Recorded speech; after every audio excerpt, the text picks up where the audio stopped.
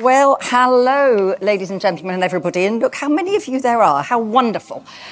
Welcome to the Minerva Theatre. I'm Kate Mosse. I'm a novelist, non-fiction writer and playwright. And as you know, it is my great pleasure and honour to be able to interview the stars of this theatre, which are the directors and the writers, in this pre-show talk. This is the pre-show, of course, for The Spy Who Came In From the Cold, and it's a great pleasure to welcome back the magnificent Jeremy Herrin, who is magnificent, who you will remember. There we go, you see. That is all we needed to do. Just say you were magnificent and everybody applauded. Because I told you they were lovely. Talk about validation. Thank you very much. Talk about validation. Yeah. And you will remember Jeremy from this house, South Downs, and another country, and of course, many extraordinary shows elsewhere, not least of all People, Places and Things, which is back, has just been back in the West End, which is the most extraordinary piece of work. And here you are back in the Minerva. Yeah. Thank you for coming. It's always a pleasure. It's one of the best, I don't know, those of you that live here and only see theatre here, you are so lucky. It's just a great space. It's one of the great spaces. And it's always a pleasure to be back here because you can kind of do any sort of show in here. You can do intimate and epic. So yeah, it's always a joy. And the company is such a lovely company to work for. They really look after us all, and it's always a pleasure, yeah. Well, and this is, as many of you who come to all of these will know, this is another world premiere. It's going to open tomorrow night. This is an adaptation by the superb David Eldridge of one of the great spy novels. They're complicated novels. Yeah. This is actually the third in a sequence of novels written by John le Carré. It's not the first time that Smiley was introduced, or the Circus, you know, the name for the the MI5, I guess. So can you tell us a bit about how this play and production and you being involved came about? You know, whose idea was it? Sure. I mean, I'm glad to say it was my idea. Excellent. It was my idea. Claim it, claim it. Yeah, well, I've been introduced to, it's a company called the Ink Factory, which is John le Carré's sons, who holds his sort of intellectual property and turn it into The Night Manager or Tinker Tailor Soldier Spy or any of those films. And they broker productions of shows. And I'm a big le Carré fan and I really enjoy it.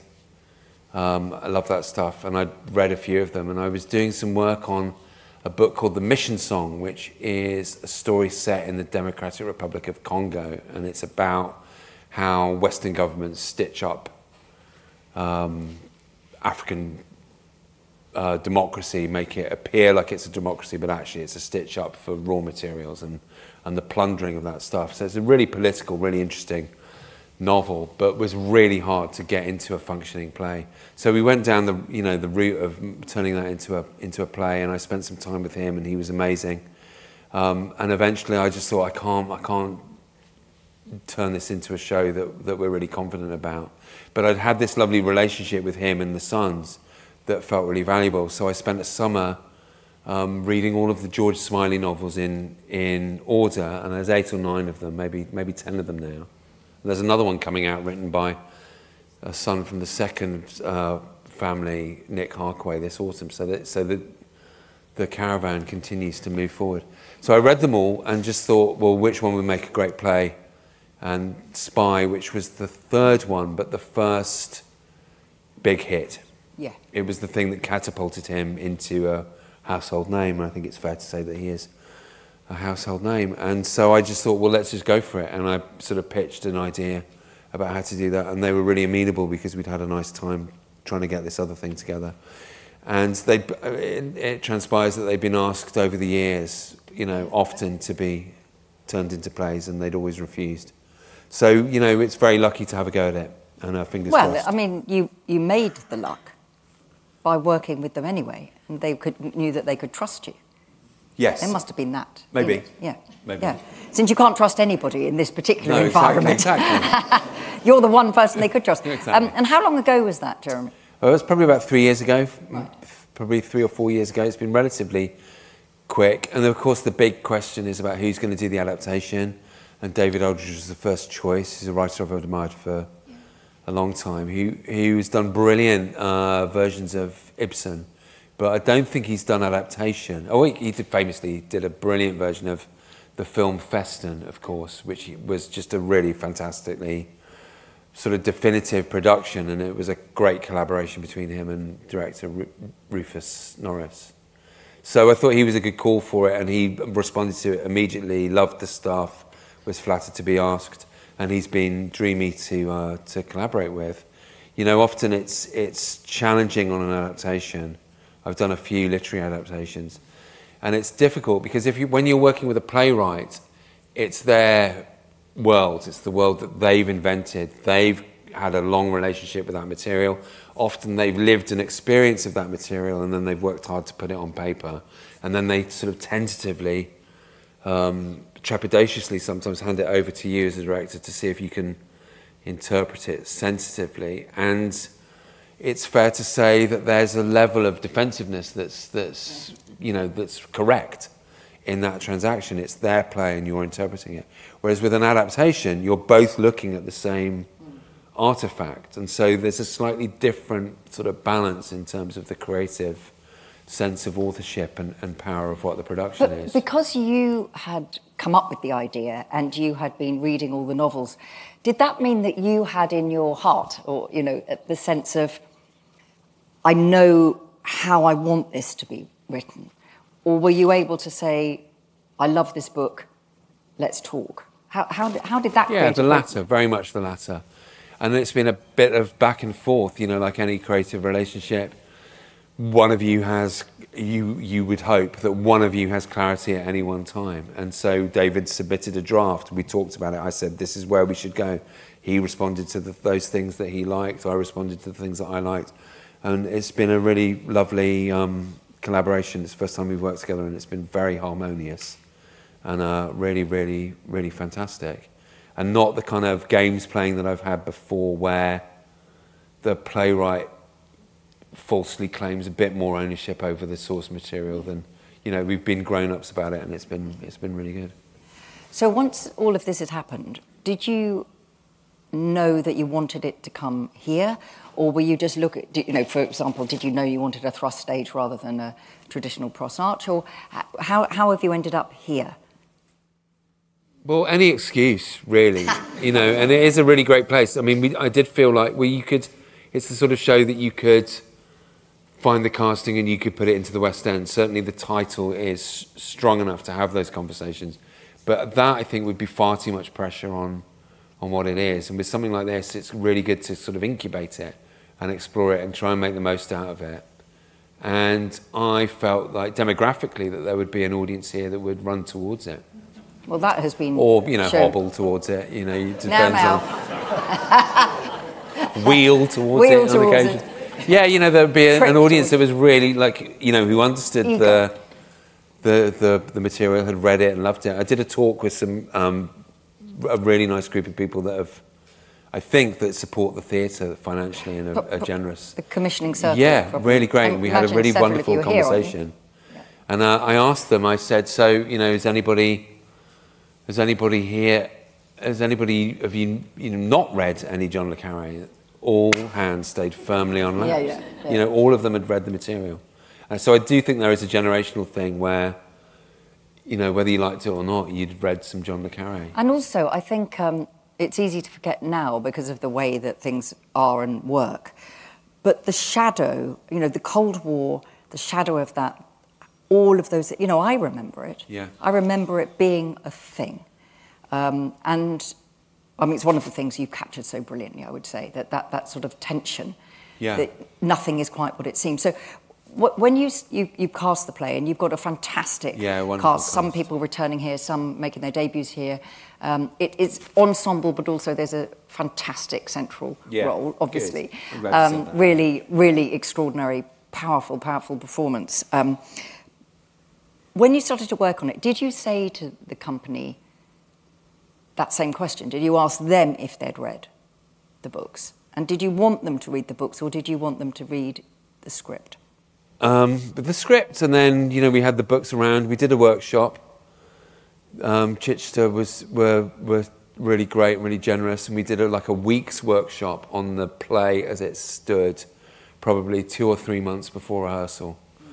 And I'm so pleased that we did, because if we'd have hit those kind of questions and insights at that point at the beginning of rehearsal, we just wouldn't have had enough time to sort them out. So we did a week, and I did it in the way that I would have done in like a week's rehearsal, first week of rehearsal, where you used to ask questions about what's going on and what we think is going on.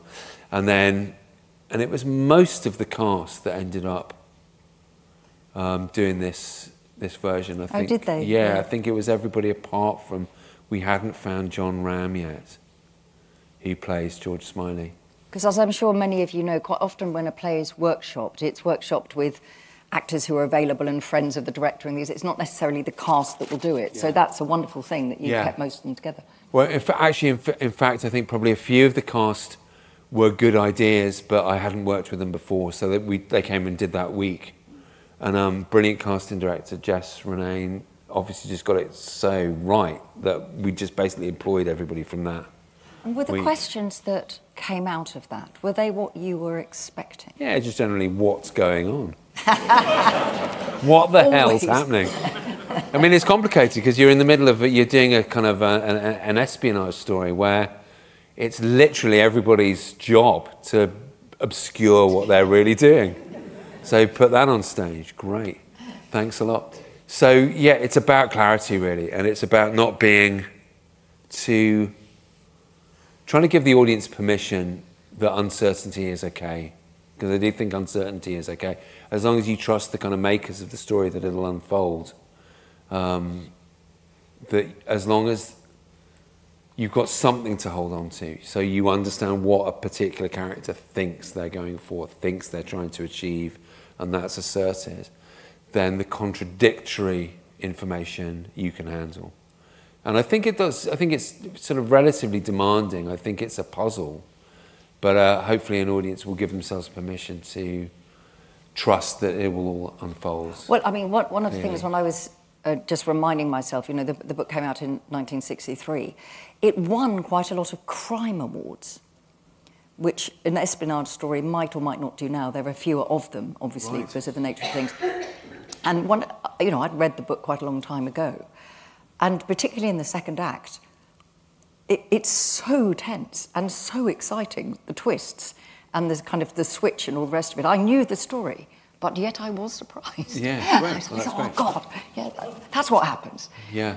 You know, so were you actively working on that so that the audience, they didn't quite know who to... Because it is a play about trust and morality and lying and... Yeah, and in the contradictory grey area between all of those things. You know, we're talking on a map of Europe in that period with the Iron Curtain here.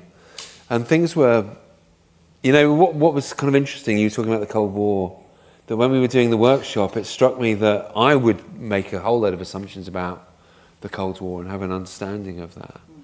And of course, anyone sort of a bit younger than me would have missed that completely. Yeah. And wouldn't know what that was. And even growing up, I was born in 1970, and I grew up in the 70s and the 80s where the Cold War was a thing. But it sort of was under the surface, and it's only now that I understand, well, the reason why it was a Cold War was because the fear of both of these sides of an actual war was of the highest stakes. So all of these things, all of these machinations are about preventing a world-ending nuclear war. And so reminding ourselves of those stakes and reminding the audience that this was a thing is important, and that's why you get into the morally kind of complex area of sort of the moral opaque choices of sacrificing certain people in order for the greater good. And I think the play asks those questions of its characters and therefore of its audience. You know, at what point do you draw the line? And it is ironic because, in a way, that kind of the idea that the ends justify the means, both sides are saying the same thing. Yeah. And that's the extraordinary thing within the play in this adaptation. It's like, well, who is the goodie and the baddie in this? There is no goodie or baddie in this. And that was John le Carré's great project, wasn't it? To ask those questions of, particularly of British society, and to point out the hypocrisy at the heart of it. But there is also a very well, it's a stultified love story, but there is an attempt at a love story in the heart of that. When you were reading those scenes and the actors were putting them on their feet, was it tempting to let him be kinder, the lead character, Mosse? I mean, they're brilliant performances, both of them, but you don't. It seemed to me that you don't let him off the hook. Well, even though he's the hero, he's on an operation, and he's got to achieve this objective, and he falls in love with somebody, and he doesn't want to reveal to her who he is, but so he's compromised.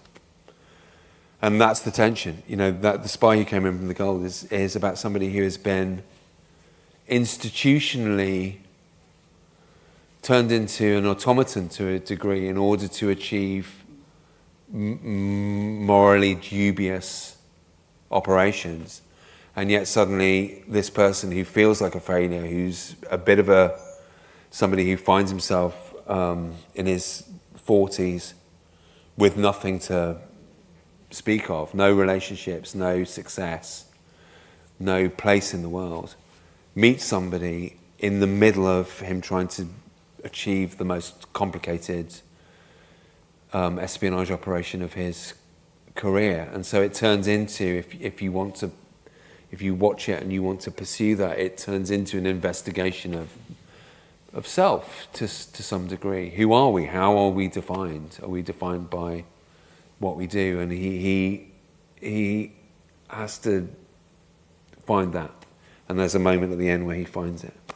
Do you feel sorry for him? Yeah, I do.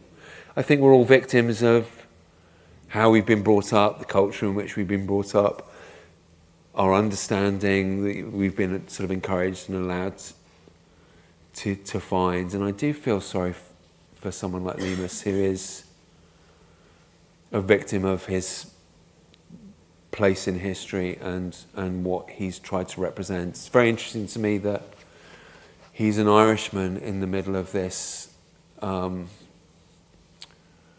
very British institution.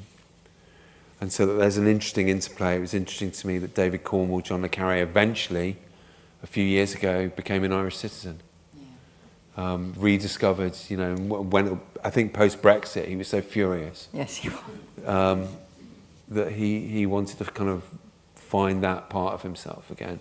And I think Mosse has always been on the edge of, culturally on the edge of those ideas, and representing for Cornwall a kind of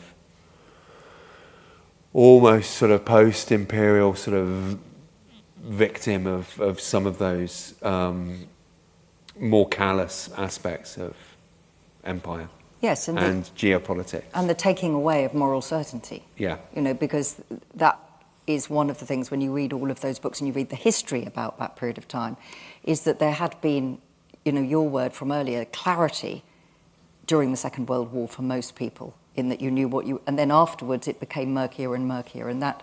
I think there is a real sense of that in the production, actually. Yeah, and you've really got... I mean, you've got this, I suppose, you know, part of the story is the kind of rise of American power and the decline of British power, and British intelligence having a kind of traditional, wily sort of series of like fantastic techniques and smarts, but trying to keep up with the kind of the resources and the power of the American thing. And you know, that Suez is mentioned in the play once, and that feels like a much bigger force, that kind of idea of British failure that of course inspired the sort of theatre that we're trying to make. You know, in the 50s, John Osborne, Royal Court, Angry Young Men, all of that came as a result of a kind of aggressive dialogue with British power. And one of the things that I really loved, you know, I enjoyed it enormously. Quite often when I'm watching the dress rehearsal, I come in to take the notes and then scuttle away, and I was still in my seat, as you know, by the end, was that it is really proper theatre, in that there are all sorts of filmy things or, you know, projection-y things that you I don't want to give anything away, but it's very much about the words, about the relationships between the actors, the interplay between them, and us, the audience, being complicit in the conversations that are going on. Yeah. You know, I felt we were, there's one particular scene in the second act, and you think, well, we are sitting in judgment here now. We are being drawn into this. Who do we believe? Great. So did you, well, yes, it is good. But I mean, was that a big decision about, to keep it actually as theatre without having a lot of extra? Theatre's great. Theatre's really brilliant. I think it's such a great medium. And, you know, part of it, you know, I talked earlier, didn't I, about it being everybody's job to dissemble and to obscure the truth from each other, which provokes a challenge for theatre makers. But of course, you know, we're in the tradition of Shakespeare where you can have a soliloquy. Not there are soliloquies, but you do get into certain characters' heads and you do understand how they're seeing the world, and that's a good way of getting new information into the scenes, but also understanding what it must feel like to be holding the tension of, you know, the world's hardest acting job, which is to go somewhere and pretend to be someone else. Yeah, and go to different places. I mean, it moves around a lot, but we're always rooted very here. So when you you know, you're watching, and it's a new play, this is world premiere, how much does the audience coming in change the show, and how much work do you still do up until tomorrow night? Yeah, I mean, we work as much as we're allowed to, in terms of hours and people's sanity. I love that phrase, you know, no work of art is ever finished, it's only abandoned. And I mean, I really believe, you know, that you keep going because there's always a better idea, there's always another way of doing things. And I suppose that's the wonder and the privilege of theatre, is that even if I wanted to kind of seal it and make it the same thing every night, it just wouldn't be able to. There are too many, you know, different ways of doing it. So it's actually about working it to get to a point where then it just turns into its own thing, and the actors discover new bits and they find different rhythms and the audience make a contribution to that. And it's true about the audience that it feels, you know, it feels like it can only be theatre, and it's such a great medium. John le Carré loved theatre, and it was fascinating to have read all the stuff and then to go back to his body of work whilst thinking about how do we turn one of these into a play and which is the right one. The references to acting, to theatre, there's probably 4 really great references in every novel. His sister was an actress. He loved theatre. He saw it all the time. He really understood what that was. And there's even a rumour that he wrote a play somewhere, which I need to track down. Yeah. But, you know, it feels like a theatre is possibly the right place to start that inquiry. We'll see. And when you're sitting at your desk up there or hovering backstage tomorrow, is it the play you imagined when you were, all that time ago, you thought, this is the one? In a way. I mean, you have a kind of like, you have a sense of what it could be, but you don't have a sense of the detail because that's all to be discovered. And it's not like it's all come out of my mind, you know, it's come out of this novel that I had a very strong sense of. And then collectively with the actors, with the designers, brilliant creative team that we've worked with, and David Eldridge, the writer, you know, it's formed. And I certainly don't feel like it's not, you know, I feel like it's followed its own energy and impulse and it's become its own thing. And you know, that feels like, I remember when Deborah, my partner's up there, somewhere up there she is.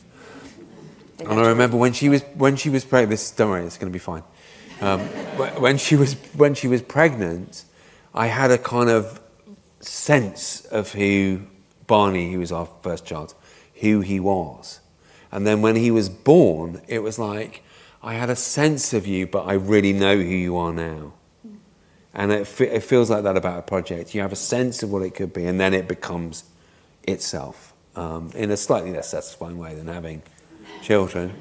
But still, it's on that same responsibility. Yeah, but it's still that sense that you have an idea, and then the thing fulfills its own destiny, and you realise that it's sort of to do with you, but not really. It's going to do its own thing depending on the people around it. I always think it, you know, when I have a novel out, it's I feel that I know the book. Obviously, I've written the book and I've lived in it on my own for a long time. And then you put it there, and the reader brings themselves to the book, and that's the moment it goes from being a flat thing to being full of air, if you like, because it takes on a life of its own. Yeah. And instinctively, that's what happens in here. So it was a really good rehearsal room show. It really worked in the rehearsal room. We were excited and things were happening. And then when you bring it here, it just turns into this multi-dimensional thing where you realise, okay, so the audience aren't literally understanding this stuff. How do we help them? We could get a laugh if we said it like this.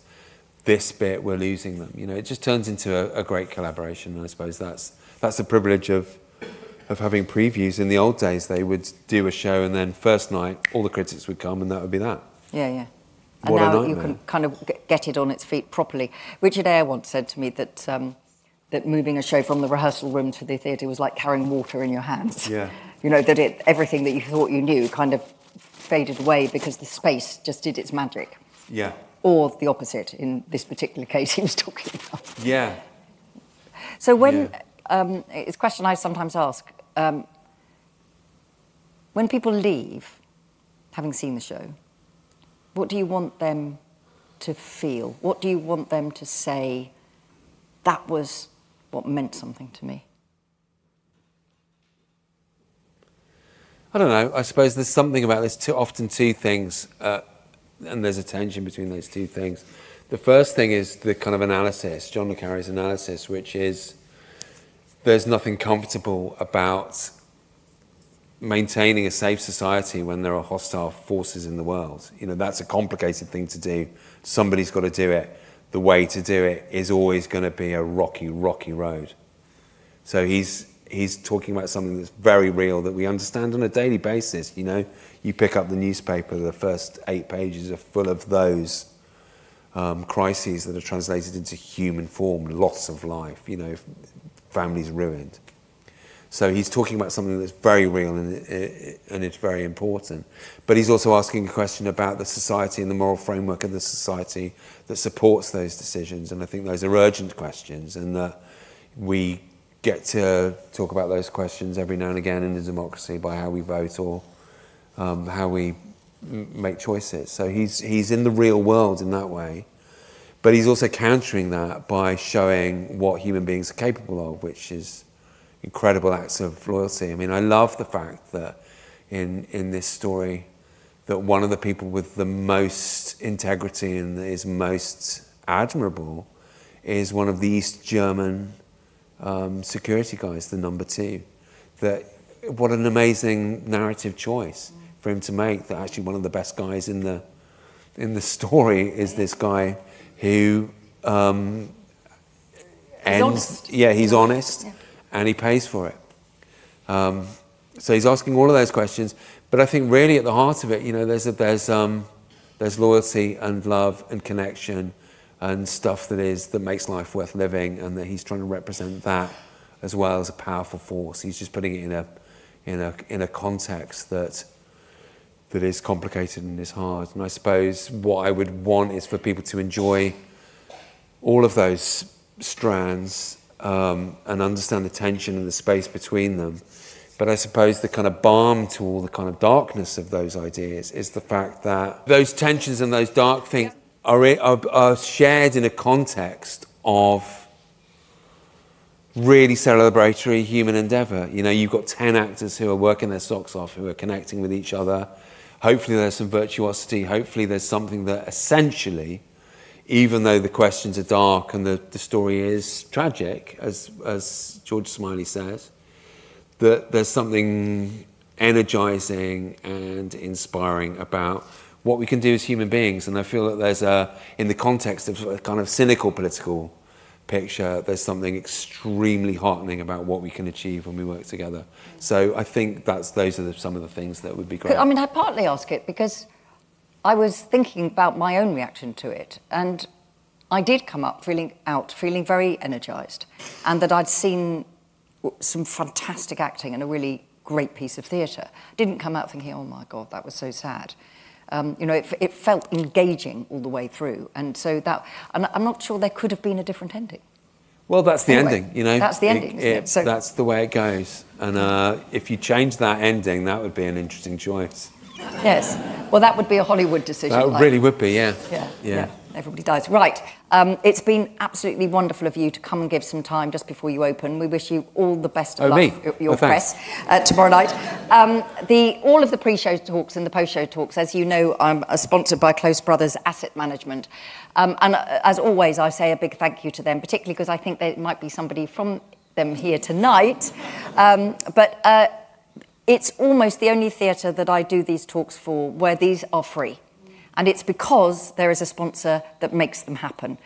You all know that, but it's very important to acknowledge that. So if there is anybody here tonight, thank you. But all of you know that I always thank them anyway. It makes a huge amount of difference to what can be done and what can be shared, and the fact that the audience and the creative people can be in a dialogue with each other. And that, Mr. Herrin, is that.